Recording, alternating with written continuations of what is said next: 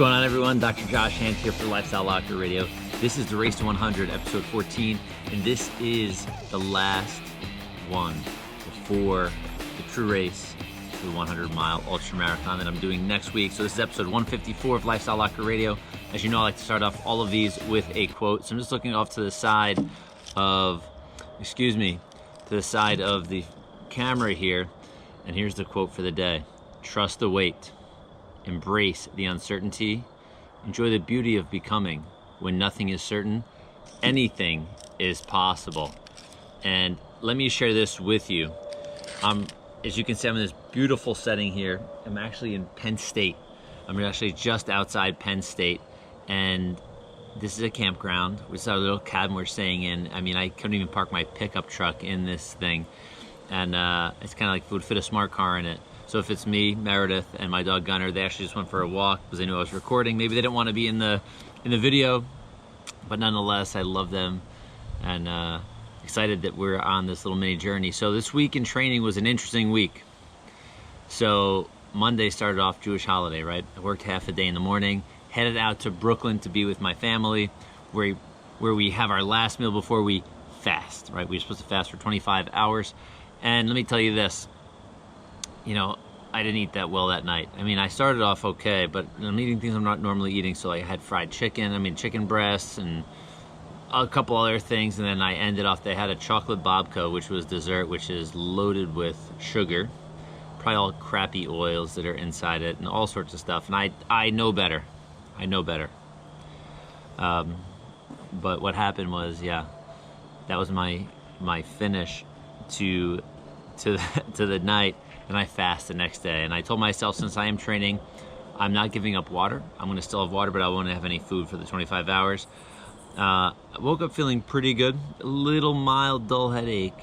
But as the day went on, I ran that morning. And Tuesday morning, I ran, I think it was like 1.7 with Gunner. I did a small run with Gunner. I did a 7.1 at the gym, which is a pretty fast pace, that same day. And that night, holy cow, like it felt like hell hit me. I had water. I've been having water all day, but I felt like hell. Headache started to get really strong. I figured the exercise would be good for me. I'm sure it was. Help push some of those toxins through.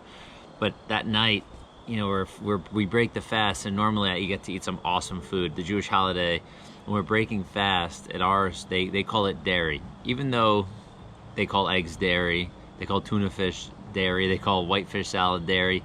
Even though they're not dairy, that's just think like deli type things. So not meats, but like cream cheese is dairy. We had something called farmer's cheese, which is pretty awesome actually, which has like radish and cucumber and other things in it, which are out of this world. I didn't even get to have this. So I had and we normally have bagels, right? So I had a bagel. My favorite thing is eggs and onions. My uncle usually makes, and my aunt usually make extra for me. You know, I can sit and house down like 6-8 eggs. They're scrambled eggs with fried onions in it, and they're to die for. They're simply out of this world. So sit down, I have a smidgen, just like a small amount of the eggs and onions on a half a bagel, and then holy crap, my headache really kicked in.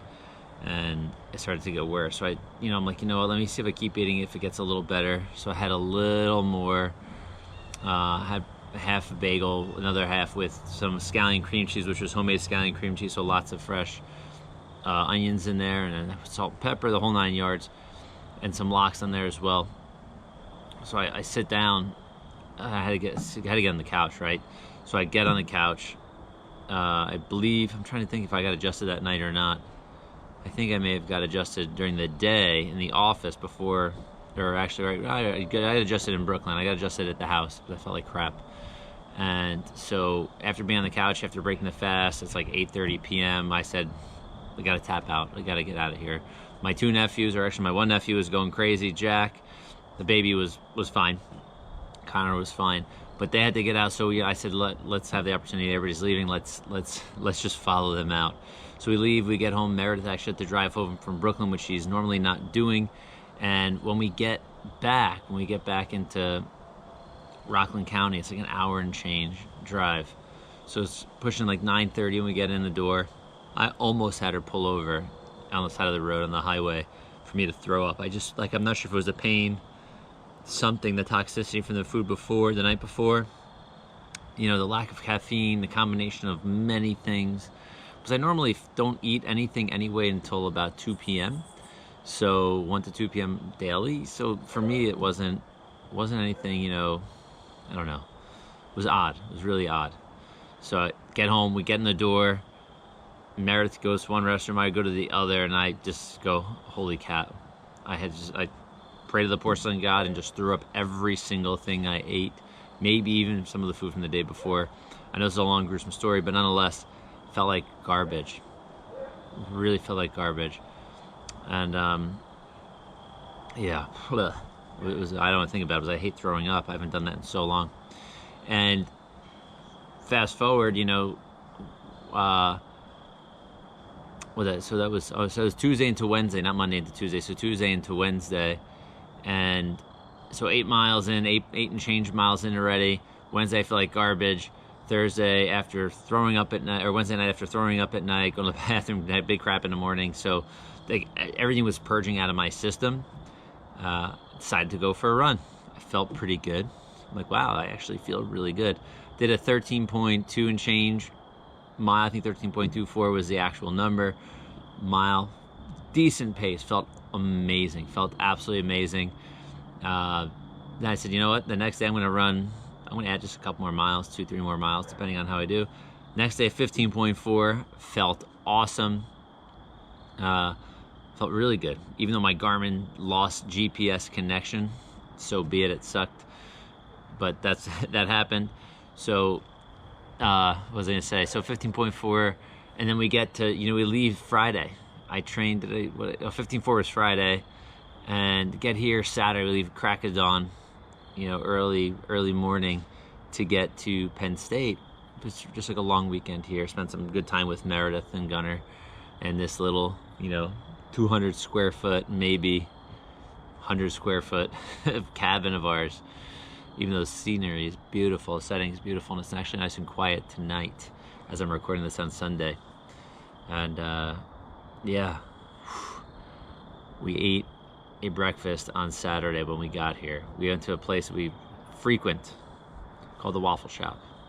Now, I didn't get waffles, but we got this amazing thing called a nest egg, which is potatoes and vegetables, and I had 3 poached eggs on top, but they load up with cheese. And I'm sure, again, these commercialized oils that are in this stuff, not even thinking, I go ahead and eat this mine, scarf it down. I was very hungry, then eat up half of Meredith's, but she didn't finish hers, and I was going for a run a few hours later, and yeah, that was big. Oh, and I had 2 bowls of vegetable soup with broth. So I ate so much damn food. I'm sure quality was really, you know, negligible. Wasn't that good. I shouldn't say negligible is the right word, but nonetheless, it was not probably very good for me. And I go for a run. I'm cruising along, and holy crap, yeah. Run up the steepest hill I've ever ran, I think, in my life. It was a drivable road, steeper than anything even in our area, which is super, super duper steep. And I get to the top of the hill, and I go, oh, my stomach. So I'm having all this digestive shit going on.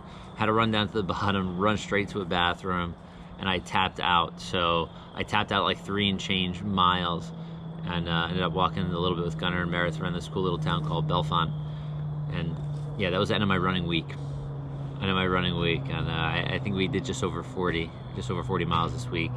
And then today we decided to go for a great hike. And if you saw my Facebook Live today or on Sunday, shared a little bit about how Meredith's shoes completely fell apart.